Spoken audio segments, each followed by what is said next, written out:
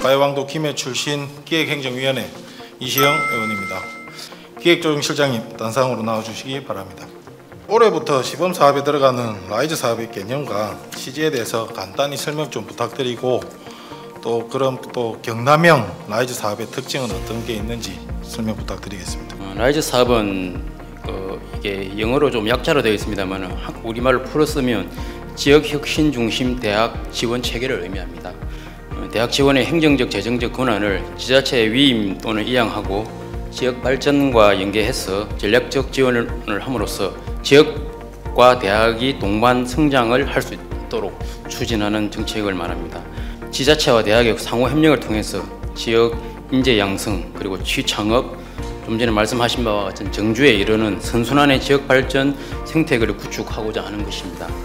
글로벌 연구 특성화 대학 육성, 그리고 두 번째는 조선 자동차는 물론 우주 항공, 방산, 원전, 어생명 등 지역 전략 산업과 연계한 특성화 대학 육성, 그리고 세 번째 지역 혁신 성장 선도 및 정주 강화를 위한 평생 교육 체계 마련, 그리고 네 번째는 취창업 활성화를 통한 지역 경주 환경 조성, 그리고 마지막으로 지역 사회 현안 및 문제 해결 등의 조언을 두고 마련하고 있다는 말씀을 드리겠습니다. 실장님, 책임과 권한이 강화된 라이즈 사업을 시범 운영하게 됐다는 것은 고무적인 일인데 이러한 혼란을 빠르게 잠재우고 사업을 안정적으로 추진해 나가는 것이 무엇보다 중요하다 생각을 합니다. 이에 대한 실장님의 견해와 계획을 간단히 말씀 부탁드립니다. 도내 18개 대학 기획처장 등을 위원으로 라이즈 계획 수립 상시 협의체를 구성해서 의견을 수렴하고 있습니다. 각 대학에서 그동안 수행하였던 대학 재정 지원 사업 장기 계획에서 라이즈 사업 반영이 필요한 부분은 성과 분석을 통해서 적극적으로 수용하겠다는 방침을 정하고 있습니다. 예, 실장님, 라이즈 사업의 시범 운영이 끝나고 2025년 통합하에 운영되는 대학 재정 지원 사업들은 어떤 게 있는지 간략하게만 좀 부탁드리겠습니다. 지자체 대학 협력 기반 지역 혁신 사업, 좀 전에 말씀드린 아라이즈 사업이고요. 고등교육 거점 지구 사업인 하이버 사업, 그리고 대학 평생교육 체제 지원 사업 라이프 사업, 그리고 산학년 협력 선도대학 육성 사업 링크 사업 과 지방대 활성화 사업 등이 있습니다. 다른 사립대나 전문대는 특성화 대학을 육성할 기회조차 주지 않은 것 같은데 실장님 생각 어떠십니까?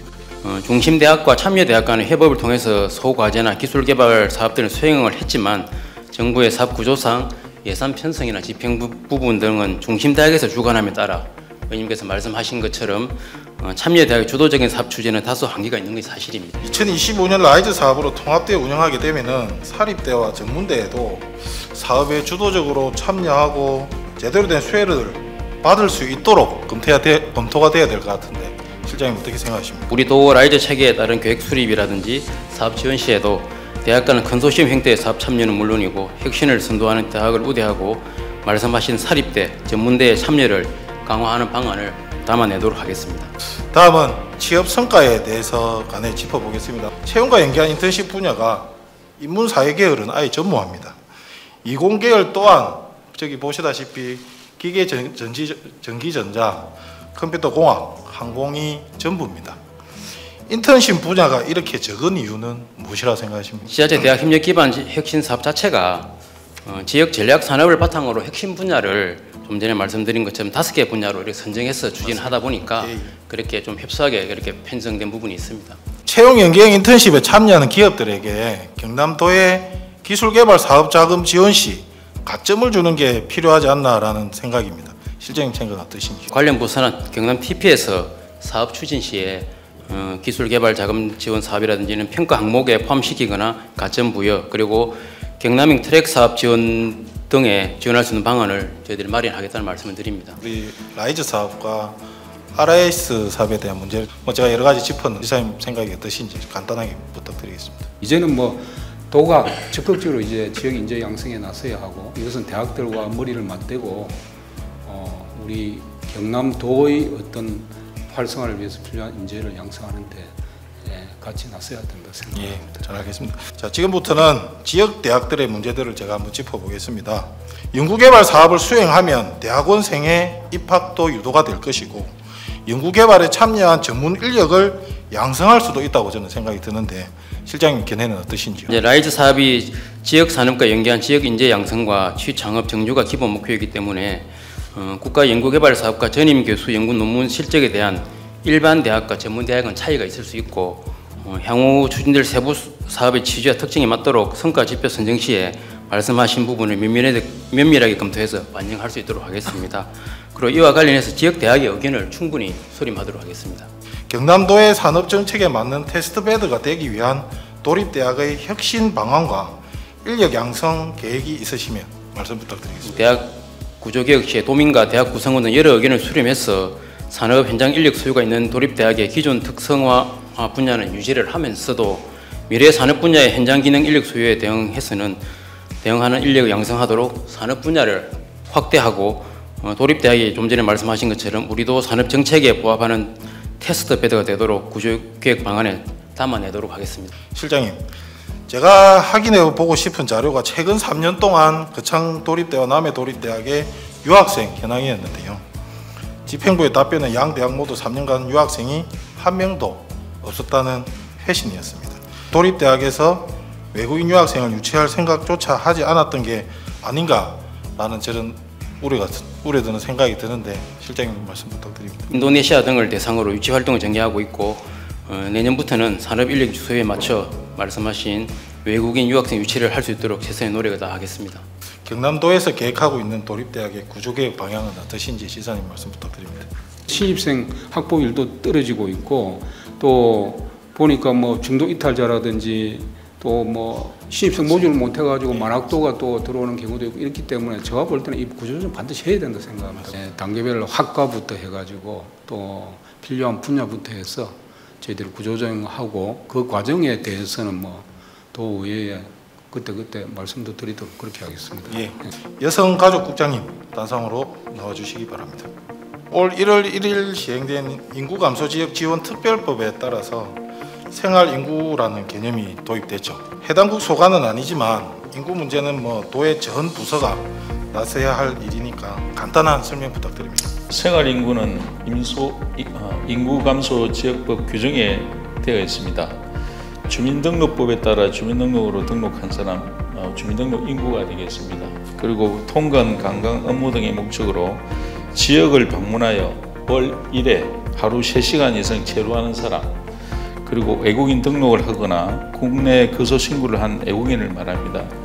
국가 총인구 감소와 지역 간의 인구 유치 경쟁을 극복하기 위해 새롭게 도입한 인구 개념이 되겠습니다. 국장님, 생활인구 도입에 발맞춰 법무부가 지난해부터 지역 특화형 비자 시범 사업을 시작한 거 알고 계십니까? 지난해 법무부는 2차례에 걸쳐 지역 특화형 시범 지역을 공모했는데 우리 도에서는 1차 공모에 고성군이 선정됐습니다. 총 배정 인원은 80명인데 49명이 지역 특화 비자를 받아 현재 거주하고 있고 31명은 추가 모집 중에 있습니다. 제가 도전 질문을 준비하면서 느낀 가장 큰 문제점은 다들 입으로는 인구 문제가 심각하다 하면서 경남도가 인구 문제를 생각하는 절실함, 이를 해결하는 응징력이 없다는 점입니다. 국장님, 이 사업을 여성가족국에서 맡은 것에 대해서는 어떻게 생각하시는지?